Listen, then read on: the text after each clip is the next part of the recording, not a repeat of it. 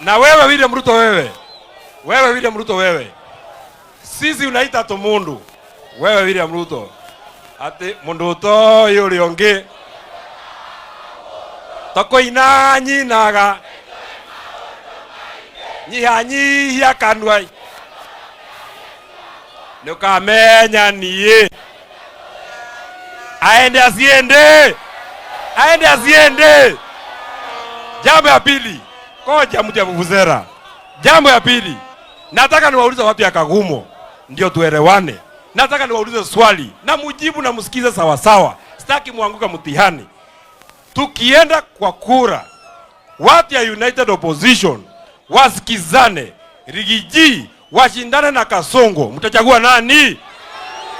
Mtachagua nani? Na tukienda kwa kura, tusikizane, huyu Kasongo washindane na mtu anaitwa Kalonzo. Mtachagua nani?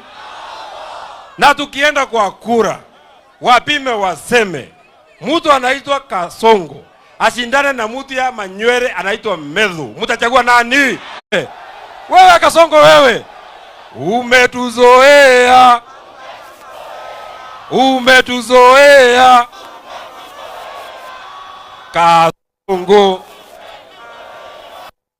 Kasongo, mambo ya afya umeharibu, umemaliza.